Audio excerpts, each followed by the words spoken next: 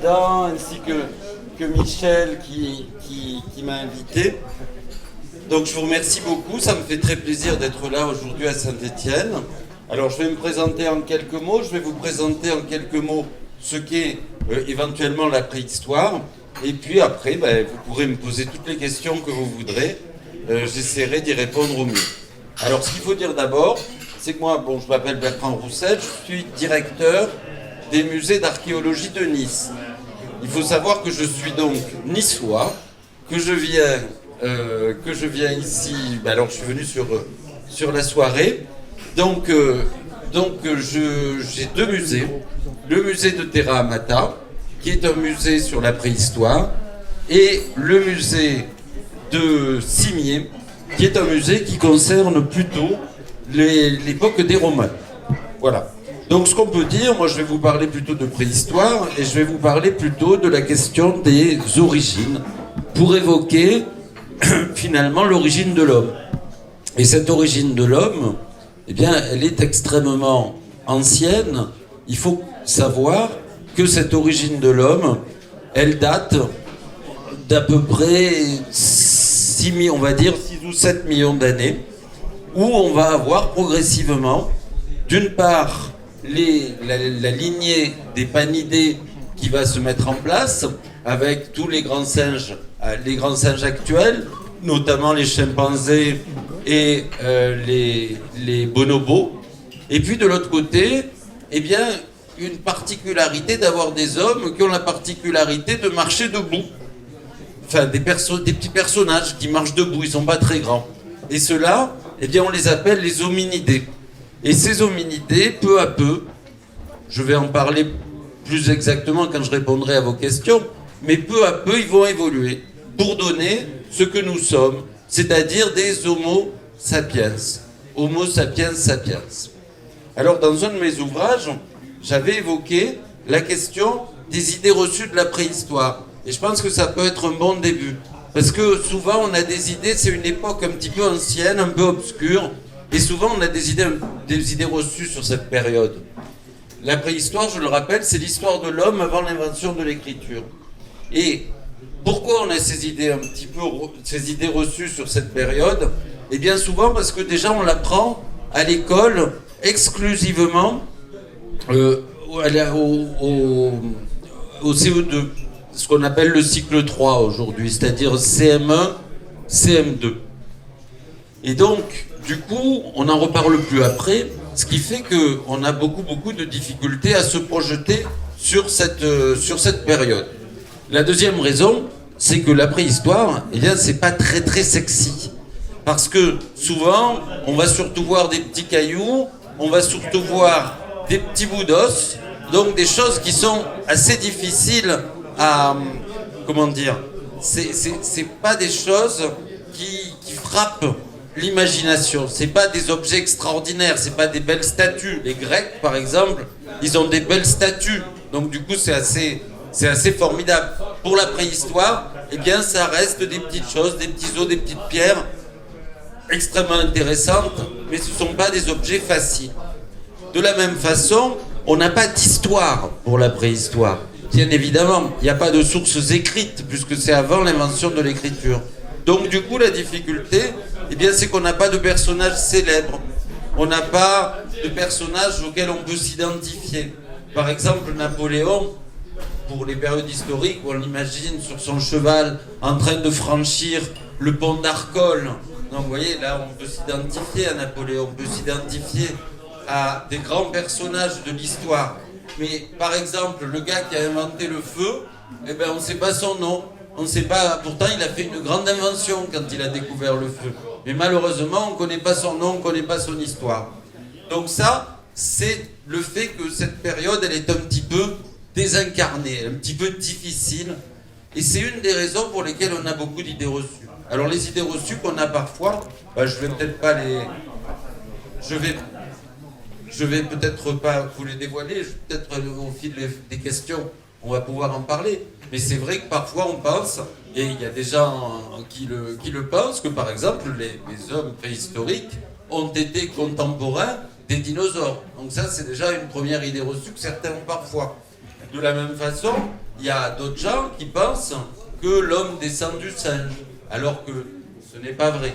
D'autres idées reçues, on imagine parfois que les mammouths étaient énormes, alors que c'est pas tout à fait vrai. On imagine parfois que Lucie était la première femme. On dit parfois la grand-mère de l'humanité. Eh bien, ce n'est pas tout à fait vrai.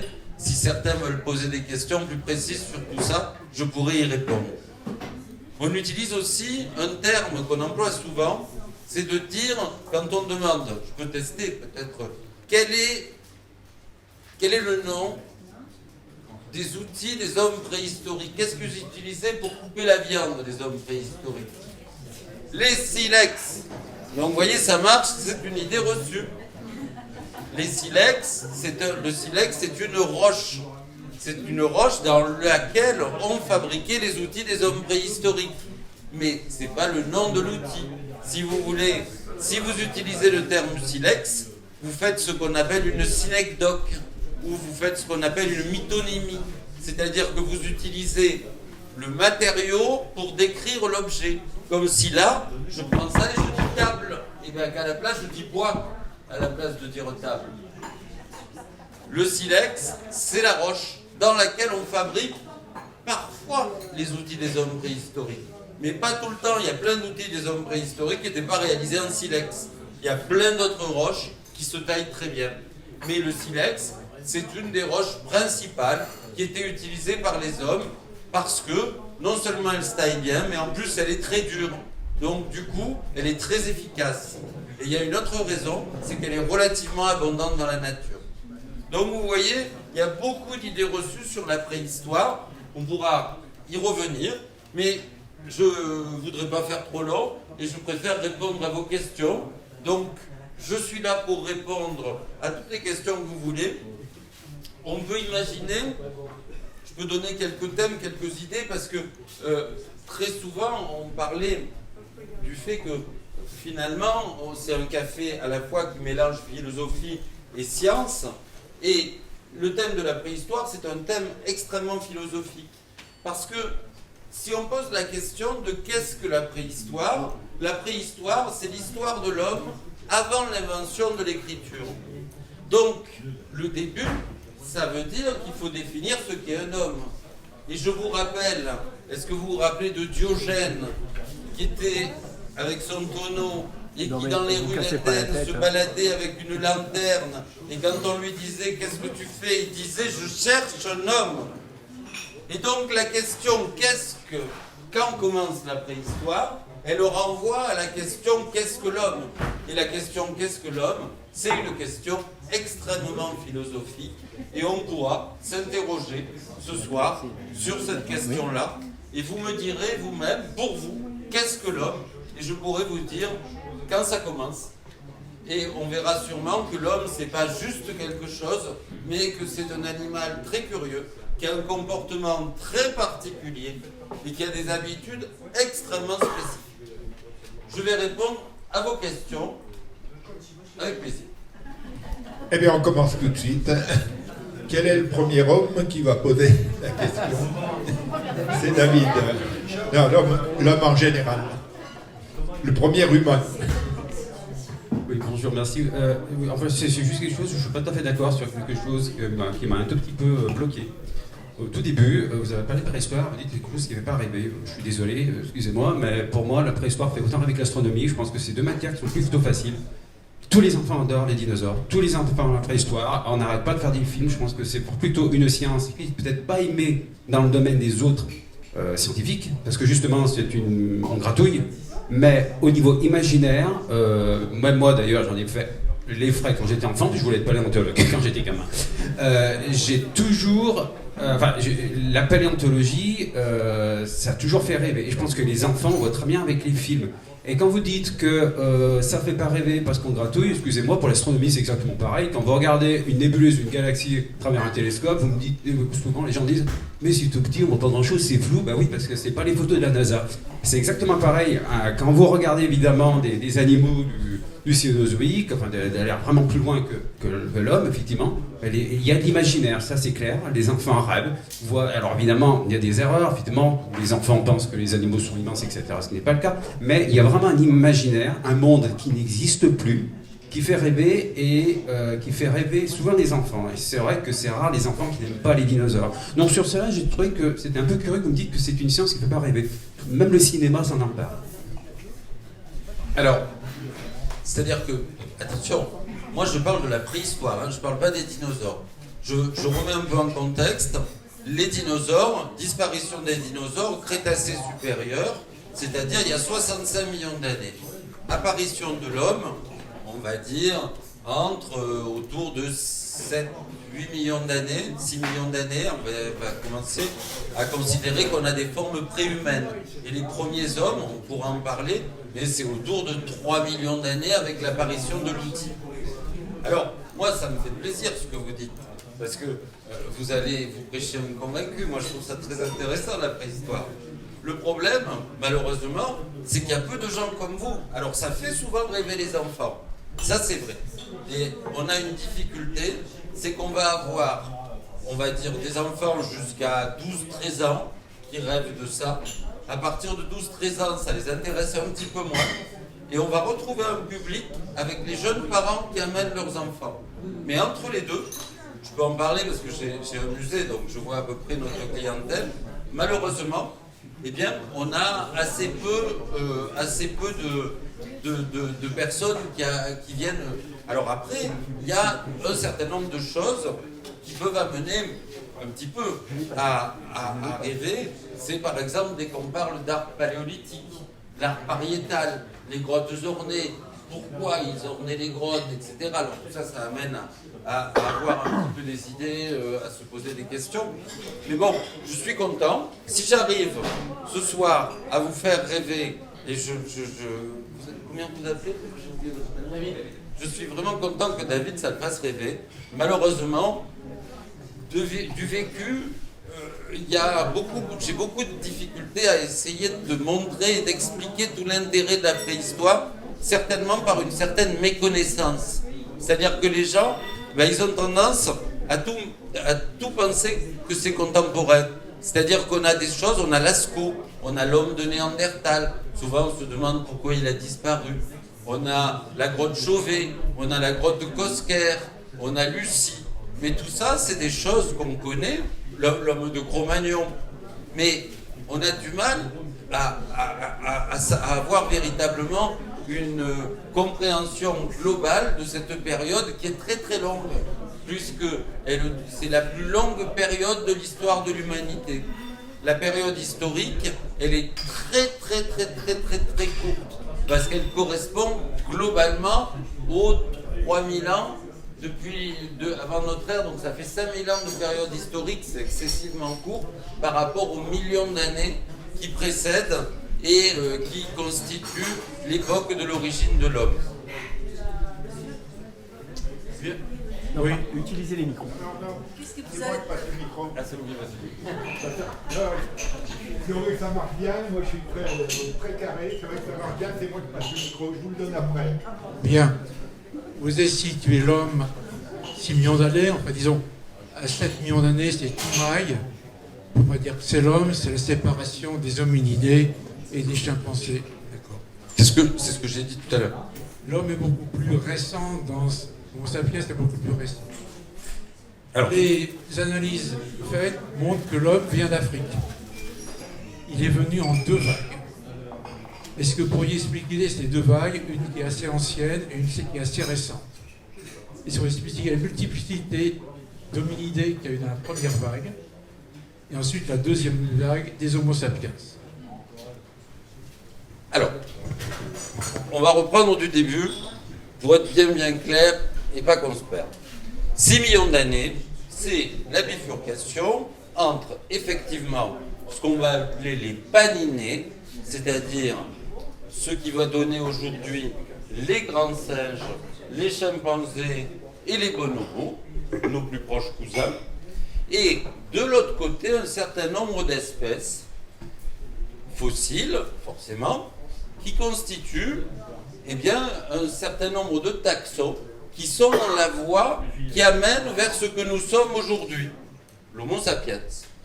Alors, qui on a? Par exemple, on a, comme vous l'avez dit très bien, on a Toumaï, Sahelanthropus tchadensis, qui a été découvert par les équipes du professeur Michel Brunet au Tchad, à un endroit où on ne l'attendait pas trop, au passage. On voyait plutôt ça, cette évolution de l'homme, plutôt dans la vallée du Rift, et là on le trouve au Tchad. Bon. Ce qui met justement en cause un certain nombre de théories qui étaient proposées, notamment par Yves Coppens, qui est mort récemment. Et donc, on a ces formes que je qualifierais de préhumaines, comme Sahelanthropus tchadensis, si on considère qu'il est dans la lignée humaine, tout le monde n'est pas d'accord. Et puis, on a un certain nombre d'autres fossiles, comme Ororhyn tugenensis, par exemple, comme différents restes fossiles de ces périodes qui sont comprises entre 6 et 5 millions d'années. Et autour de 5 millions d'années, on a une grande famille qui se met en place, qui s'appelle les Australopithèques.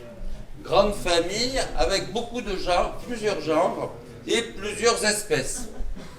Notamment parmi les Australopithèques, il y en a une qui est très célèbre, qui est une sorte de star incontournable des Australopithèques, c'est Lucie. Alors Lucie, elle a été mise au jour en 1974 par notamment les équipes du professeur Coppens, qui nous a quittés il y a peu malheureusement, et qui avait donc découvert cette homininée fossile qui a une particularité très nette. Elle fait partie de ce qu'on appelle Australopithecus afarensis, et comme Toumaï et les prédécesseurs, elle a une particularité, c'est qu'elle marche avec une bipédie permanente. Ça, on le sait parce que comme on a trouvé une grande partie de son anatomie, pratiquement 80% de ses restes, on a trouvé le bassin, donc on sait bien comment elle marchait. Et elle avait une particularité, c'est qu'elle marchait comme ça.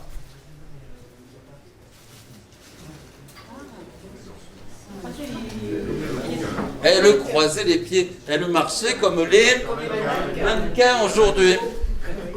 Eh oui, donc ça c'est la particularité, elle avait une démarche chaloupée, où elle faisait un peu mouvoir ses fesses, comme les mannequins d'aujourd'hui. Et ça, c'est une particularité de ce type d'Australopithèque qu'on appelle Australopithecus afarensis. Il faudra attendre un petit peu pour avoir la démarche classique qui est la nôtre aujourd'hui. Alors, de cette grande famille des Australopithèques, là on se situe en gros entre 5 millions d'années et 2 millions d'années. On en a plein, on ne va pas rentrer dans les détails parce qu'il y en a beaucoup.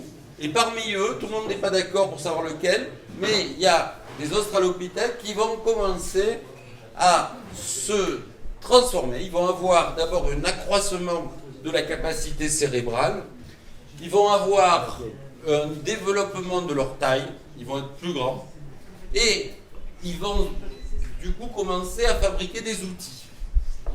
Et on va les appeler Homo sapiens, Homo habilis.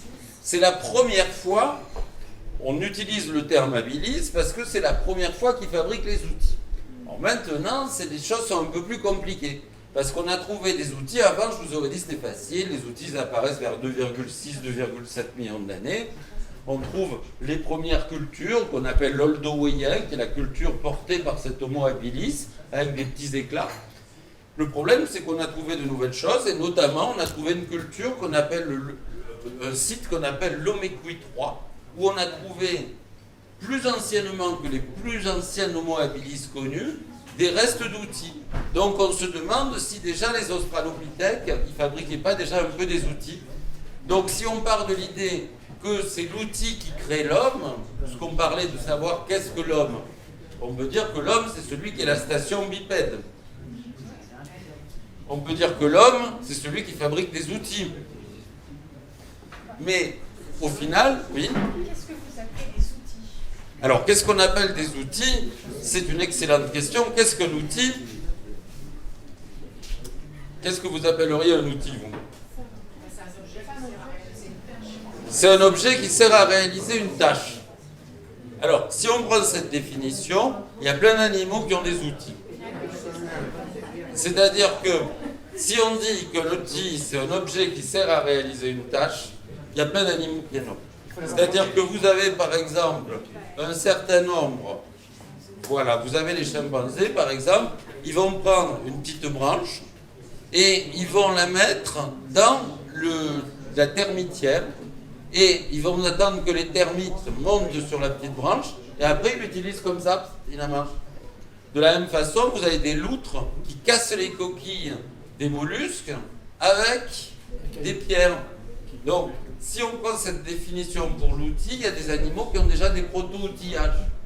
Vous avez des oiseaux, c'est pas tout à fait des outils, mais vous avez des oiseaux qui ont des comportements compliqués, des oiseaux jardiniers par exemple, qui vont fabriquer des choses très très compliquées pour séduire leurs belles. Donc il y a des comportements parmi les animaux qui sont assez complexes. Alors la définition qu'on va choisir, qui jusqu'à présent est propre à l'homme, c'est de considérer qu'un outil, c'est un objet transformé, durable. Autrement dit, si je ramasse une pierre, que j'utilise une pierre, je ne considère pas que c'est un outil dans ce sens-là. Il faut que je prenne une pierre, que je tape sur l'autre pierre, que j'aménage l'autre pierre et que je l'utilise un certain temps pour que je puisse considérer que c'est l'outil qui est propre à l'homme. Voilà. Donc là, ça nous amène vers à peu près 2,6-2,7 millions d'années avec les Homo habilis. Dans cette famille d'Homo habilis, on va avoir différents types. On va avoir l'Homo habilis, on va avoir l'Homo rudolfensis, qui est une forme un petit peu plus élaborée d'Homo habilis.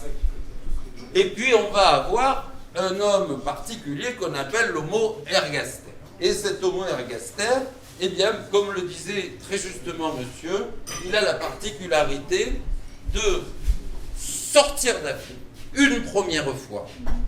Et vers 1,8 million d'années, on va le trouver en Géorgie. Vers 2 millions d'années, vers 2 millions d'années, on va le trouver en Chine. Donc vous voyez qu'on va le trouver peu à peu. Vers 2,2 millions d'années, on va le trouver dans le territoire de l'actuel Israël. Puis donc vers 2 millions d'années en Chine. 1,8 million d'années, on va le retrouver dans une partie de l'Asie. En Asie, on va l'appeler l'Homo erectus. En Europe, parce qu'il va aussi peupler l'Europe, on va l'appeler l'Homo. Alors, on va lui donner plusieurs noms, parce que, disons que les premières formes européennes, on va les trouver en Espagne. Et ces formes-là, qu'on trouve notamment dans la région de Burgos, un site qui s'appelle Atapuerca. Ils ont donné un nom, les Espagnols, ils l'ont appelé Homo antecessor. Et de ces Homo antecessors, peu à peu, ils vont évoluer pour donner une forme qu'on connaît assez bien, qu'on appelle l'Homo heidelbergensis. L'Homo heidelbergensis, vous en connaissez un par exemple, c'est l'homme de Totabel, qui date de 450 000 ans. Donc lui, c'est l'Homo heidelbergensis, le premier français, l'homme de Totabel. Et cet Homo heidelbergensis, bien, il va se développer, et il va se transformer en homme de Néandertal. Et ces hommes de Néandertal, ben, ils vont peupler toute l'Europe sur un territoire relativement grand. Mais, en Afrique, pendant que les Homo heidelbergensis se transforment en hommes de Néandertal, les Homo ergaster qui peuplent l'Afrique, ils se transforment en un nouvel type d'homme. Un homme avec un plus grand cerveau, un homme avec un front, un homme avec un menton, qu'on appelle l'Homo sapiens. Et cet Homo sapiens, eh bien c'est nous. Et cet Homo sapiens, il va ressortir une deuxième fois d'Afrique, et il va aller remplacer en Asie les Homo erectus. L'homme de Denisova aussi va disparaître avec l'apparition de l'Homo sapiens. Et en Europe, eh bien, il va remplacer les hommes de Néandertal. Et aujourd'hui, l'Homo sapiens, c'est nous. Et il n'y a plus que des Homo sapiens qui peuplent l'intégralité de la planète. Le dernier continent qu'on a peuplé, c'est l'Amérique. On a d'abord peuplé l'Australie, et après on a peuplé l'Amérique, et maintenant on est même allé mettre nos déchets jusque sur la Lune. Donc c'est quand même une belle réussite. Oui, monsieur, bon, c'est très intéressant ce que vous nous dites. Ça donne un peu le vertige hein, dans les milliards, les millions d'années que vous nous dites. Seulement, j'aimerais savoir si, pour vous personnellement, qui vous a incité à étudier cette période. Parce que oui, parce que c'est très intéressant ce que vous faites, mais c'est vrai, je n'aurais peut-être pas jamais pensé d'étudier à fond. Voilà. Alors moi, ce qui s'est passé, c'est que j'ai découvert cet univers passionnant quand j'étais à l'université. En fait, au départ, j'étais plutôt versé dans les questions des sciences. J'ai fait ce qu'on appelait à l'époque un bac C. Et mes professeurs, ils voulaient que je fasse les maths sup, maths spé, des trucs comme ça. Je me rappelle mon prof de maths, un jour, quand j'ai dit que je voulais faire de l'archéologie, il a dit « Roussel nous quitte ». Donc du coup, j'ai un peu laissé tomber cette formation-là et je suis parti en archéologie, histoire de l'art et archéologie, c'est ça qui m'intéressait.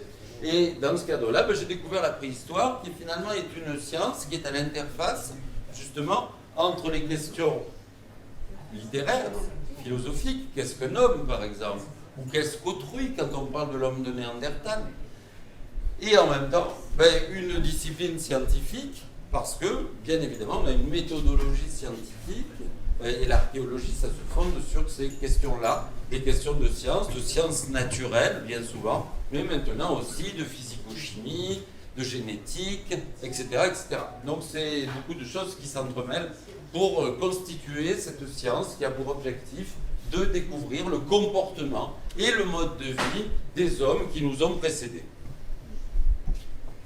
Est-ce que j'ai répondu à votre question ? Voilà. Oui. Bon, j'aurais une question. Vous venez de dire il y a un instant que nous étions tous des homo sapiens. Sapiens, c'est ça. Et oui. Que nous avions remplacé les précédents, le Cro-Magnon, le Tavel et... Non, le Cro-Magnon, c'est homo sapiens, c'est pareil. Ah, bon, d'accord, je ne suis pas spécialiste. Mais pourquoi il ne reste que les homo sapiens ? Pourquoi les autres ont-ils disparu ? Qu'est-ce qui a fait que... Alors, c'est une excellente question. C'est une excellente question. J'ai peur d'avoir des difficultés à donner une réponse définitive ce soir. Je vais vous exposer un peu ce qu'on sait et je vais vous dire un petit peu ce qu'on sait. Alors, déjà, la terminologie. L'homo sapiens, c'est la même chose que l'homme de Néandertal, que l'homme de Cro-Magnon. Pourquoi on parle de Cro-Magnon ? Parce qu'en 1864, aux Aisies de Taillac, en Dordogne, Édouard Lartet,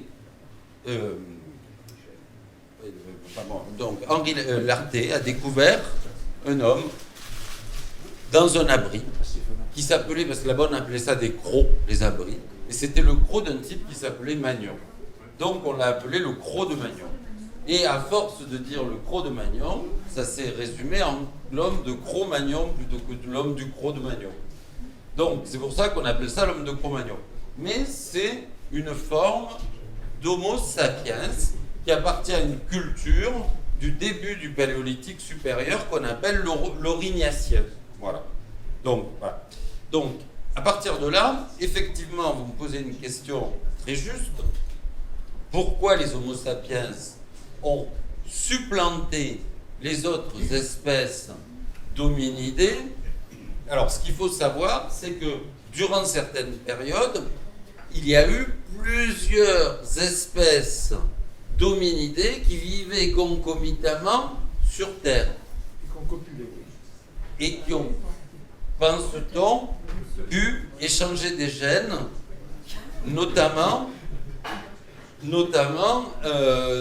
pour l'homme de Néandertal, c'est ce qu'on raconte souvent, on pourra y revenir si vous voulez. Mais, donc, la question se pose, donc à certaines époques, il y a eu plusieurs types d'hominidés présents sur Terre.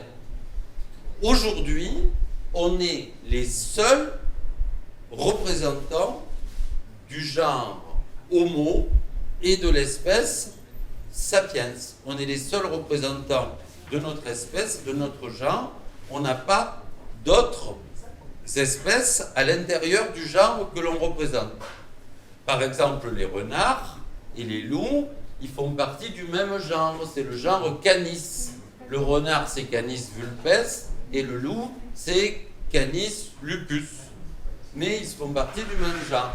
Nous, on est la seule espèce de notre genre.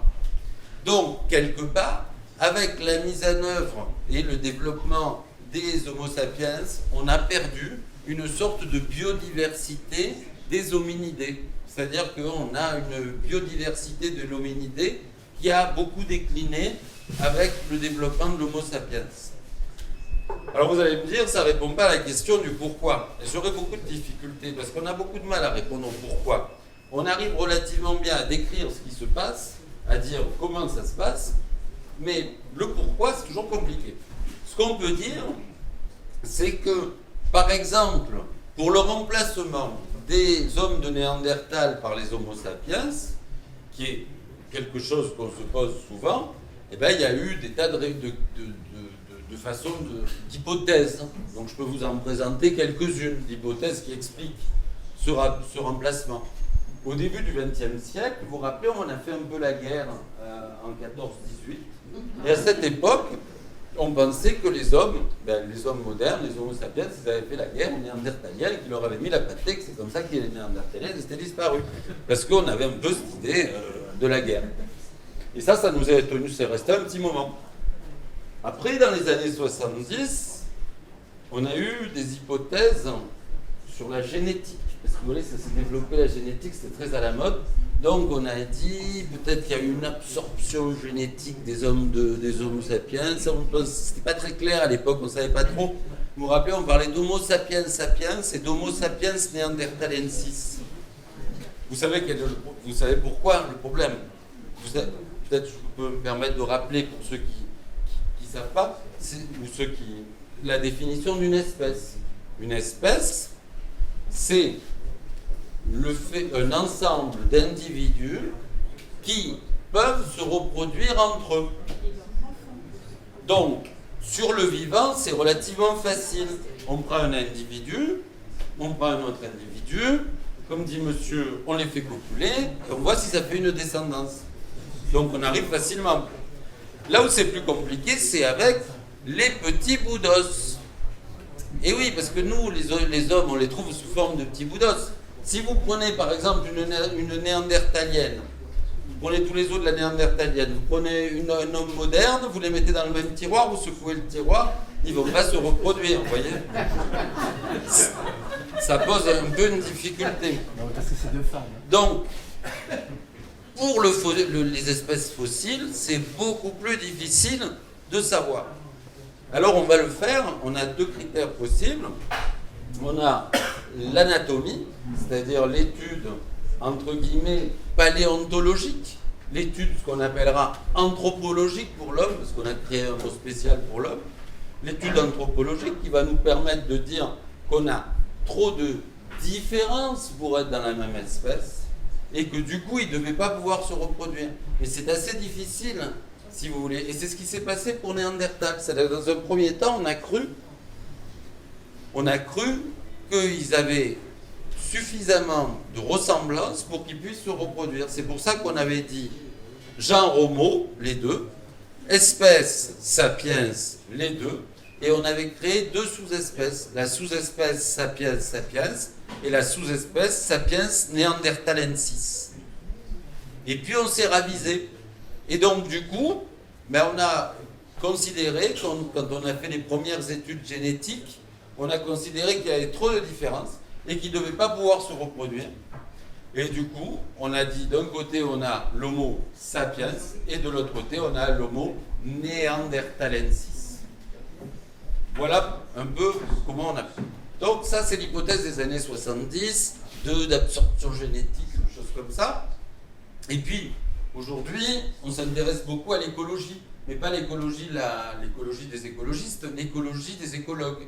C'est-à-dire l'idée du fait qu'on va avoir des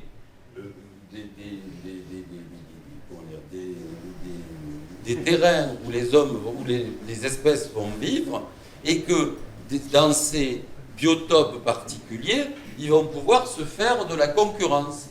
Et donc on pense maintenant que finalement, les Homo sapiens, ils ont été plus adaptés à leur milieu, plus adaptés sur le plan écologique, et que du coup, ils ont progressivement remplacé les hommes de Néandertal qui étaient moins adaptés à ce milieu-là. Après, il y a d'autres hypothèses fondées sur, par exemple, l'arrivée des Espagnols en Amérique. Vous avez vu que vous avez 400 Espagnols qui ont réussi à mettre bas plein d'empires, notamment les Incas. Comment ils ont fait? Bon, ils avaient des fusils, ils avaient des chevaux, ce que n'avaient pas les autres, certes. Mais ils avaient surtout des microbes. Et c'est très à la mode, les microbes et les virus aujourd'hui, parce que on a les machins virus, là, les trucs. Et du coup, on peut penser aussi, mais c'est difficile à démontrer, que les Néandertaliens étaient sensibles à des virus ou des microbes qui ont pu être apportés par les Homo sapiens, et du coup, peut-être qu'ils sont morts, par le contact avec ces nouvelles souches. Donc, vous voyez, c'est un peu difficile de répondre à toutes ces questions-là. En tout cas, ce qu'on peut constater, c'est que l'Homo sapiens a une culture matérielle, c'est-à-dire il fabrique des outils qui sont excessivement efficaces, et plus efficaces que ceux de l'homme de Néandertal. Ceux de l'homme de Néandertal, ils sont caractérisés par une culture qu'on appelle le moustérien. Ceux de l'Homo sapiens, c'est ce qu'on appelle, on va dire pour l'Europe, l'orignacien. Et si vous regardez le mode de... Alors, je vais pas il me faudrait faire des grandes explications, mais en gros, avec la même quantité de matières premières, par exemple de silex, mais pas que, on l'a vu tout à l'heure, vous faites plus de tranchants avec la culture de l'Homo sapiens qu'avec la technique de taille de l'homme de Néandertal, où vous faites moins de tranchants. Parce que l'Homo sapiens, il a inventé un truc qu'il a développé, c'est la lame. Il fabriquait des lames. Tandis que l'autre, il fabriquait plutôt des éclats. Et du coup, il y a moins de tranchants au volume égal de silex, à la masse égale de silex. Voilà. Donc, peut-être plus grande efficacité. Voilà quelques pistes qui peuvent répondre à votre question. Malheureusement, c'est compliqué de répondre de façon définitive à cette question. Pourtant, on a bien des gènes néandertals chez nous. Ça, c'est une autre question. Oui, absolument. Je peux vous demander Sauf les quelque Africains. chose à voir. Oui, bien sûr. Qu'est-ce que vous voulez? Je reprends la même chose. D'accord. Alors, je réponds peut-être, madame, c'était la même question? Non, c'était simplement qu'est-ce que c'est que la préhistoire imaginaire? Alors, je réponds d'abord à la question du président. C'est le Et président. après, non, parce que comme c'est dans la suite des questions, il est vrai que il y a quelques années, on vous aurait dit, les hommes de Néandertal, ils sont complètement séparés des humains, des hommes sapiens actuels. Aujourd'hui, on s'est rendu compte qu'on avait entre 2 et 6% de gènes propres aux Néandertaliens qu'on a aussi dans notre génome. Voilà. Donc, vous connaissez Svante Pääbo, qui est le nouveau prix Nobel de médecine, qui a eu son prix Nobel cette année, parce qu'il a réussi à décoder le génome de l'homme de Néandertal. Donc c'est pour ça qu'on lui a donné le prix Nobel à Svante Pääbo, qui est suédois. Et cet élément nous amène à penser que même si il y a 40 000 ans, les Homo sapiens et les hommes de Néandertal sont tellement différents qu'à cette époque-là, ils ne devaient pas pouvoir se reproduire. Il est possible que dans le passé, il y ait eu une période où, à un moment donné, la spécisation n'était pas complète et que du coup, il y ait pu avoir, dans le passé, un moment où certains hommes de Néandertal ont pu se reproduire avec des hommes modernes. Vous remarquez, je dis homme tout le temps, hein. Je suis désolé pour les dames. Donc femme de Néandertal avec homme moderne, homme de Néandertal avec femme moderne. Là, l'histoire ne le dit pas. Mais je suis obligé de dire homme. Souvent, on me fait le reproche, on me dit les femmes. Mais les femmes, c'était très très bien, il y en avait plein. Oui, mais c'est pour faire simple, parce que c'est compliqué tout ça. Voilà, donc après, est-ce que la réponse vous convient?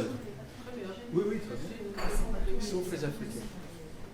Et justement, c'est une des raisons pour lesquelles on pense... Alors justement, j'ai pas compris, j'ai pas tout dit. On pense que ce moment où ils ont pu se reproduire, c'était peut-être en Israël, dans la région du Levant actuel, il y a à peu près 100 000 ans, où on avait dans cette zone-là à la fois des Néandertaliens et à la fois des hommes modernes qui cohabitaient. J'aurais une petite question qui suit juste là. Vous dites, à cette époque, ils étaient ensemble. À cette époque, ils étaient ensemble. Comment vous pouvez en être sûr? Parce que vous n'avez pas fouillé tout Israël, vous n'avez pas fouillé toute l'Afrique, vous n'avez pas fouillé... Donc peut-être qu'en Israël, il y avait un homme de Totavel, peut-être qu'en Afrique, il y avait un homme dit de Cro-Magnon. Comment vous êtes sûr, je dirais, de la répartition et de la quantité de population que vous aviez? Alors, parce que vous ne creusez pas dans toute la planète. Non, non, là, moi je ne vous parle que de ce qu'on connaît aujourd'hui, c'est-à-dire le 21 novembre 2022, et peut-être qu'on va nous trouver un nouveau truc demain. Mais dans l'état, moi je vous parle de ce qu'on sait aujourd'hui. À l'heure actuelle, on n'a jamais trouvé d'Homo heidelbergensis à la même époque que les hommes de Néandertal dans le Levant, en Israël. En revanche, vers 100 000 ans, on trouve des grottes de la même époque, autour de 100 000, où on a des fois des hommes modernes, des fois des hommes de Néandertal, pour la même période. Donc, ça laisse penser qu'à cette époque-là, à cet endroit-là, eh bien, ils ont pu coexister. Mais c'est la connaissance que l'on a aujourd'hui. Il est bien évident que, certainement, si vous me réinvitez dans 50 ans, On ne sera plus là. dans 50 ans, vous réinvitez un prédécesseur futur dans 50 ans, il vous dira, ben non, on a complètement changé, ce qu'on disait dans les années 2020, maintenant on sait que c'est complètement faux, on a trouvé de nouveaux trucs. Mais là, je ne peux vous parler que de ce qu'on sait. Ce qu'on n'a pas encore découvert, j'avoue que je n'ai pas la science infuse pour vous le dire. J'essaie modestement de vous dire ce que je sais de tout ce qu'on a découvert. Parce qu'il y a un autre filtre, c'est que je ne sais pas forcément tout de tout. Donc je n'essaie de vous dire que la synthèse que j'ai pu faire dans ma petite tête de l'ensemble de toutes les informations très complexes et parfois contradictoires qui sont évoquées dans la communauté scientifique sur l'évolution de l'homme. Parce que c'est une affaire complexe. Vous avez autant d'idées que de préhistoriens. Hein? Vous savez qu'un jour, Dieu a voulu créer l'homme le plus intelligent, le plus qualifié, le plus pointu, le meilleur archéologue qui soit. Il a créé le préhistorien. Le lendemain, il était d'humeur badine. Et il a décidé de créer l'homme le plus abject, le plus bête. Le type qui ne sait pas fouiller du tout, qui ne sait rien faire. Il a créé le collègue du préhistorien.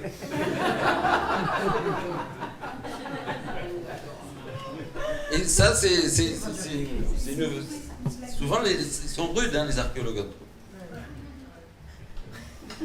Alors,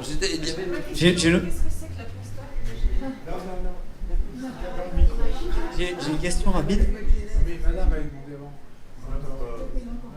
Il faut répéter ta question. Qu'est-ce que c'est que la préhistoire imaginaire?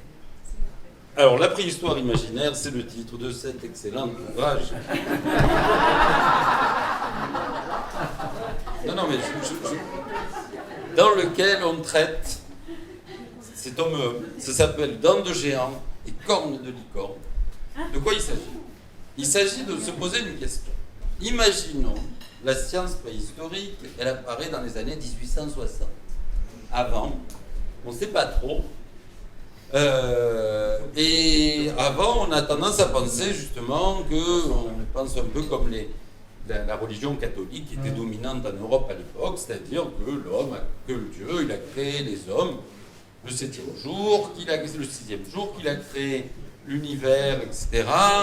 Voilà. Et on ne sait pas trop. Et on est un peu embêté parce qu'il y a un certain nombre d'objets, ils ont l'air très anciens et on ne comprend pas trop. Donc on dit qu'ils viennent d'avant le déluge. Enfin, moi, on ne sait pas trop. On est un peu embêté. Et c'est sur ces fondements que dans les années 1860, il y a un type qui s'appelle Jacques Crèvecoeur de Boucher-de-Perthes qui va fonder ce qu'on appelle la préhistoire. C'est-à-dire qu'il va donner les fondements de la préhistoire. Et donc, la question, c'est, avant, quand on trouvait un objet préhistorique, qu'est-ce qu'on pensait? Par exemple, vous trouviez une dent de mammouth. Une dent de mammouth, c'est grand comme ça. Et vous trouviez une dent de mammouth. Qu'est-ce que vous disiez? Dragon, licorne, géant, toutes sortes de choses que l'on trouve. Donc, cette préhistoire qui était imaginaire à l'époque, et cette préhistoire imaginaire, c'est ce que j'ai essayé de décrire dans ce petit livre, c'est-à-dire de faire une recension de tous les géants, de tous les licornes, de tous les griffons, de tout ce genre de choses, qui sont en fait des objets préhistoriques et qu'on peut mettre en évidence comme étant en fait des objets préhistoriques parce que, par exemple, vous allez à Strasbourg, il y avait une griffe de griffon qui était présente dans la cathédrale de Strasbourg. Et cette griffe de griffon, c'était, en fait, elle a été étudiée par la suite après la préhistoire, après les années 1860, et on s'est rendu compte que c'était une défense de mammouth. Mais elle avait été interprétée comme griffe de griffon. Parce que on ne savait pas trop, on l'avait trouvé par terre. Voilà. À Valence, on avait le géant de Valence. Ce géant, peut-être vous en avez entendu pas, le géant Briard, qui était le géant de Valence. On disait qu'il était capable de traverser le Rhône d'une seule enjambée. Et donc, ce géant, eh bien, les dominicains de Valence avaient le squelette du géant dans leur monastère, dans le cloître, et ils le montraient aux gens qui pouvaient le voir, et on voyait ce squelette de géant. Et il y a un certain François Rabelais qui est allé visiter, et certains pensent que c'est peut-être ça qui lui a donné l'idée de créer Gargantua, etc., Pantagruel, géant. Donc voilà, c'est plein d'histoires comme ça, et au final, on s'est rendu compte que ces restes de géants, eh bien, c'était en fait un mammouth qui avait été découvert dans les sédiments, pratiquement complet, et comme on voyait sa grosse tête, les grosses têtes, etc., voilà. De la même façon, en Sicile, on a ce mythe des cyclopes. Et le mammouth, quand vous regardez un crâne de mammouth, il y a un gros trou au milieu. Parce qu'il y a la trompe qui parle. Et donc, du coup, si vous ne savez pas, que vous n'êtes pas informé, que vous ne connaissez pas ce qu'on appelle l'anatomie comparée, que vous n'avez pas connu Georges Cuvier, que vous n'avez pas tout ce background scientifique, et que vous trouvez ça dans votre jardin, qu'est-ce que vous allez vous dire? C'est grand, hein, c'est peut-être le crâne d'un cyclope. Ça paraît tellement logique au final. Quand on n'est pas informé, quand on n'a pas les éléments scientifiques permettant d'interpréter. Donc voilà, c'est ça la préhistoire imaginaire, c'est-à-dire comment on passe de ça à la science moderne et comment peu à peu on va avoir un certain nombre de personnages, de scientifiques qui vont mettre en évidence des éléments qui vont permettre de comprendre en réalité ce qu'étaient ces vestiges. Et donc le premier tome est consacré aux os, ce qu'on appelle nous les faunes quaternaires. Et le deuxième tome, il sera consacré à ce qu'on appelle les industries, c'est-à-dire l'interprétation des outils. Par exemple, quand on trouvait une hache polie, qu'est-ce qu'on se disait? Quand on trouvait une pointe de flèche, qu'est-ce qu'on se disait? Voilà. Mais je ne vous réponds pas parce qu'il faudra lire le deuxième tome. Et là, j'ai des problèmes avec mon éditeur, c'est qu'il veut absolument que je l'écrive, je n'ai pas trop le temps. Alors j'ai beaucoup de soucis, mais bon, j'essaie de lui dire que je viens à Saint-Étienne faire des conférences. J'ai une question très courte. Vous avez parlé des Amériques et de l'Australie à un moment. on parle toujours de squelettes qu'on trouve du coup, justement, dans l'Afrique et puis tout le continent qui reliait du coup, l'Afrique jusqu'à l'Eurasie. On a retrouvé des squelettes, des fossiles. des fossiles voilà, dans d'autres continents, en Océanie et en Amérique. Parce que du coup, on a du mal à c'est un doute qu'on j'ai pas compris moi expliquer ça. J'ai vu qu'ils ont migré plus tard, mais est-ce qu'on sait à peu près quand ça s'est passé Et parce qu'eux-mêmes, ça veut dire qu'ils se sont remplacés, ont peut-être suivi le même processus de l'autre côté. J'ai pas en tête le... Alors, je vous dis en deux mots. En deux mots, la sortie d'Afrique des Homo sapiens, on va la dater autour de 130, 140, 150 000 ans. On a des Homo sapiens maintenant archaïques vers 300 000 ans qu'on a trouvé au Maroc. Le Djabel Irouz, dont on a beaucoup parlé, je ne sais pas si vous avez entendu parler, les travaux de Jean-Jacques Hublem, qui a réussi à mettre en évidence des os qu'on connaissait déjà, des restes qu'on connaissait, il les a redatés et il a montré qu'ils avaient 300 000 ans et que c'était des Homo sapiens archaïques au Maroc. Donc après on en trouve vers 160 000 ans en Éthiopie. Et puis on va en trouver vers 100 000 ans dans la zone de l'actuel couloir levantin. Et puis on va en trouver en Australie vers 50 000 ans. C'est le premier peuplement de l'Australie. Alors comment ils sont arrivés là, c'est un peu compliqué, on ne sait pas trop. Parce qu'il faut savoir que vous vous rappelez qu'il y a des variations, ce qu'on appelle les phénomènes glaciostatiques. C'est-à-dire que par moment c'est les glaciations, donc la mer elle est plus basse que l'actuelle, et par moment elle remonte. Donc à la faveur d'une période glaciaire, il semblerait que certaines îles aient pu être colonisées, notamment l'Australie, ce qu'on trouve déjà, c'est bien qu'ils sont bien arrivés d'une façon ou l'autre, peut-être aussi, entre guillemets, par bateau, mais montés sur des rondins, sur des machins, etc. En tout cas, il y a des îles comme l'île de Flores. Vous avez entendu parler de... Si, vous en avez entendu parler. C'est le tout petit, là. Celui qui est tout petit comme ça. Celui qu'on appelle le hobbit de l'île de Flores.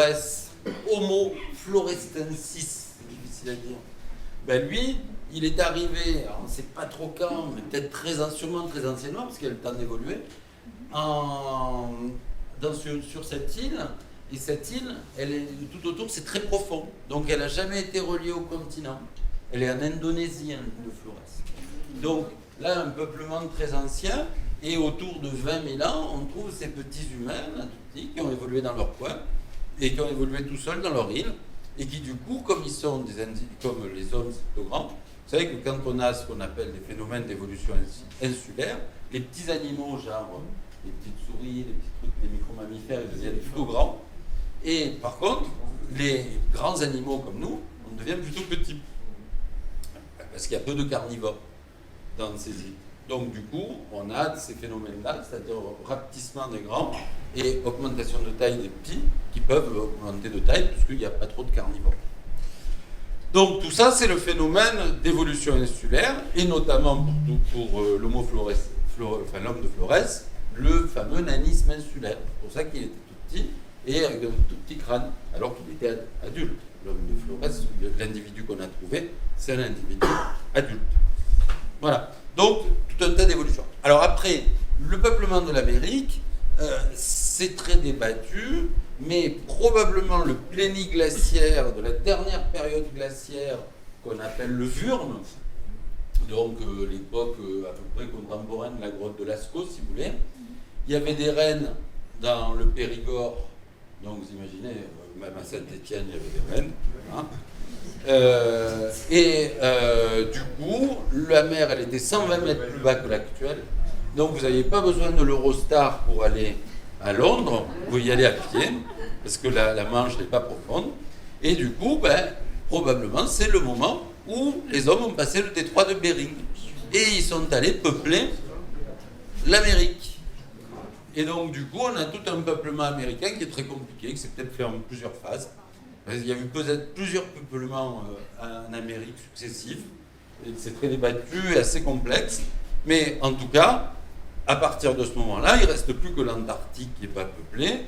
Et l'Antarctique, on l'a peuplé progressivement, du Mont d'Urville et compagnie. Et maintenant, il y a des bases permanentes, c'est que des scientifiques, hein, mais il y a des bases permanentes en Antarctique. Donc c'est le dernier continent qui est... Alors, est-ce que les scientifiques copulent entre eux? Alors ça, ils ont la science, tout ça, donc du coup, ils sont loin de ces contingences matérielles. Bien.